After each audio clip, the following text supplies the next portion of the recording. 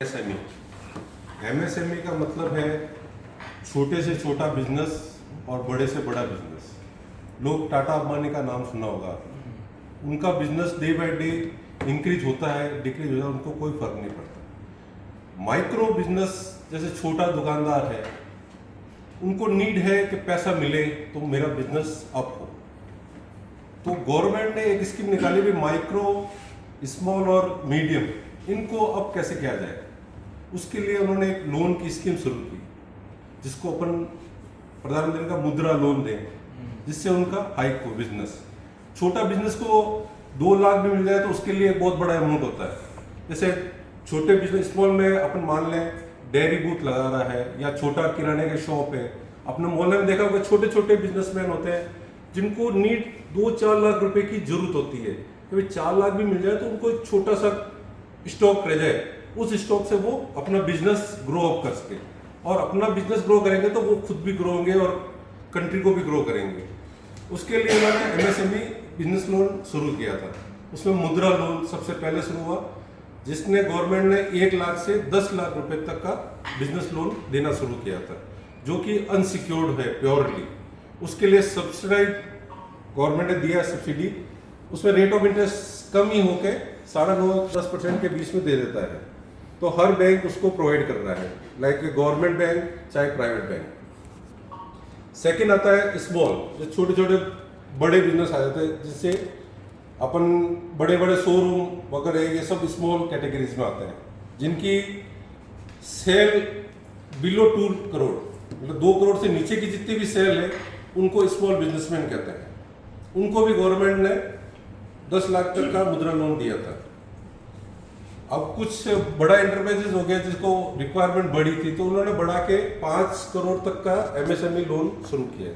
इसमें unsecured loan 1 crore तक दे सकता है, जिनकी कोई सिक्योरिटी की आवश्यकता नहीं है उनको। अगर आप एमएसएमई में जाते हैं, अगर आप अपना बिजनेस बढ़ाना चाहते हैं, तो एमएसएमई के तहत अनसिक्योर्ड 1 करोड़ तक का लोन ले सकते हैं। डिपेंड करता है कि आपकी सेल कितनी है। छोटे से छोटी सेल हो तो 10 लाख तक का मुद्रा लोन लिया जा सकता है, और बड़ी सेल हो जैसे 2 करोड़ से ज़्यादा हो तो 1 करोड़ का भी लोन ले सकता है।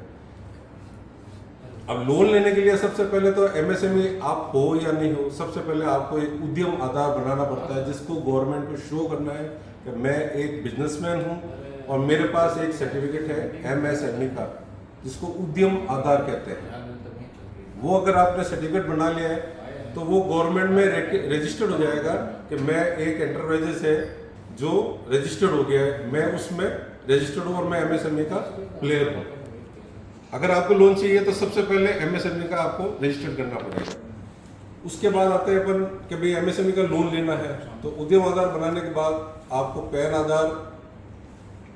नंबर, आधार नंबर मैंडेटरी डॉक्यूमेंट्स हैं। अगर मुद्रा लोन लेने जाते हैं तो उसमें आपको ज़्यादा कुछ पेपर्स की आवश्यकता नहीं होती है। अगर आपके पास थोड़ा बहुत इनकम पेपर है तो पूरा 10 लाख तक मिल जाता है, और आपके पास बिल्कुल भी इनकम पेपर नहीं है तो आपको 1 लाख 2 लाख, जैसा जैसा आपका बिजनेस है, जैसा बिजनेस मैनेजर आपके वो विजिट करेगा और देखेगा कि भाई आपने कितनी रिक्वायरमेंट है, उसके अकॉर्डिंग आपको वो लोन दे देगा। बड़े लोन के लिए आते हैं तो विजिट जरूरी है, और 1 करोड़ तक का अनसिक्योर्ड है, उससे ज़्यादा पैसा चाहिए तो सिक्योरिटी कंपलसरी है। वो 70% तक का लोन दे देंगे आपको।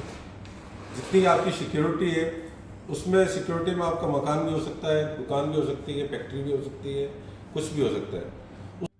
करेगा बैंक का आदमी, उसकी वैल्यूएशन के अकॉर्डिंग आपको 70% तक का लोन प्रोवाइड कर सकता है। तो आपको 7 साल के अंदर वापस रीपेमेंट करना होता है।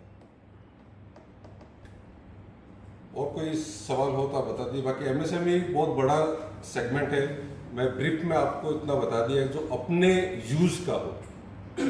एमएसएमई वाले को जीएसटी नंबर कंपल्सरी? कोई कंपल्सरी नहीं है। अगर अपन मीडियम्स तक जाते हैं तो कोई जरूरत नहीं है। अपनी सेल 1 करोड़ तक है तो अपन जरूरत नहीं है। अगर आजकल गवर्नमेंट ने कर दिया है कि आपका जीएसटी बिना आप सेल नहीं करते, तो आपको 5 लाख रुपए की सेल है तो भी जीएसटी नंबर आपको लेना पड़ेगा। बाकी उद्यम आधार इस कंपल्सरी एमएसएमई के लिए, बाकी जीएसटी नंबर कंपल्सरी नहीं है। मगर जीएसटी सेल अगर आप नहीं करते हो तो आपको